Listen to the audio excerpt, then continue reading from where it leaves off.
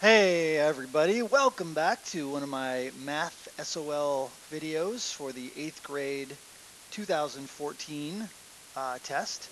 This question is a multiple choice question, word problem. Let's go ahead and get started by reading the question. It says a student named Josh has two rectangular prisms. The length of the second prism is 10 times the length of the first. It says the heights and widths of the two prisms are exactly the same. Which best describes the volume of the second prism?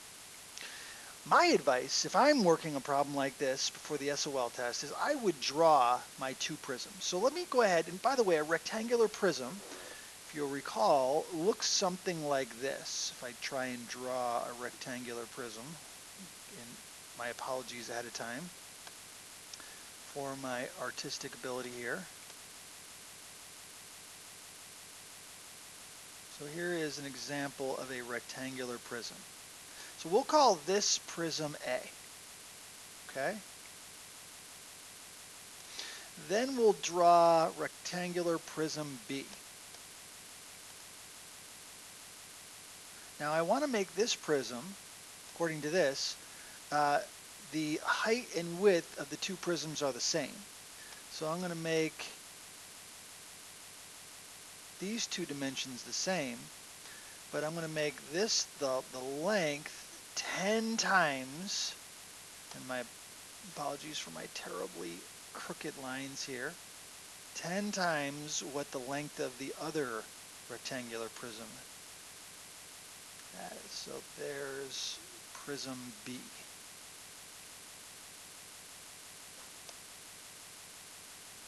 All right. So since it said that the height, we'll say this is our height, and the width, this is our width, of the two prisms are the same, um, we're trying to figure out um, how they compare to one another regarding volume. So let's pretend that this has a height of 3, and this has a, let's say, a width of 10. Well, let me write that so you can see that a little better. Width of 10. Well, this one would have a height of 3 and a width of 10 also. Now, if this one had a length of, let's pretend it's 12, this one has a length that's going to be 10 times that, or 10 times 12, which would be 120. And where am I getting these numbers? I just made them up. I can pick any numbers I want for this to compare this rectangular prism's volume with this rectangular prism's volume. As long as I know that this width, or I'm sorry, this height and this width match this height and this width, and this length is 10, or this length is 10 times this length. So, with that in mind, now I'm going to find the volume of these two figures. Now the volume formula for rectangular prisms is length times width times the height. So for our first prism, the length was 12, the width was 10, the height was 3, giving us a grand total of, let's see, is that 360, I think? Now I didn't use any units for this example, and I probably should have, but you get the gist of what I got here. I got a volume of 360. Now when we go over and find the volume of this figure, see, the length was 120 on this one. The width was 10, just like the other one. The height was 3, just like the other one. So if I plug these things into a calculator and figure out what they are, I think we're going to get an answer of 3,600 units cubed. I didn't put a unit on again, but 3,600 compared to 360. How does 360 compare to 3,600?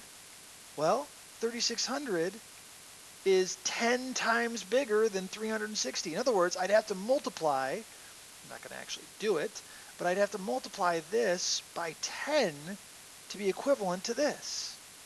So which of these expressions best describes the volume of this second prism, the big one? Well, let's look at A. The volume is 10 times the volume of the first prism. That's looking pretty good. Answer B, the volume is 30 times.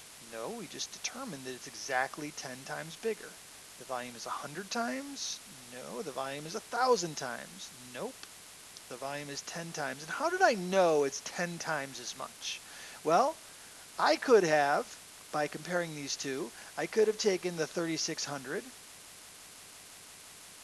and divided it by the 360. And that would have given me 10. So this figure is literally 10 times this. 10 of these make up, I'm sorry, 10 of these you'd need to make up one of these. All right. I feel like this problem would be a very difficult problem for students to try and solve if they did not pay close attention to what the question is saying and asking, and pay close attention to what is equivalent to what. So in this particular example, it says the length was 10 times the length of the first prism. The only thing that was different about these two prism dimensions was the length. The height and width were the same.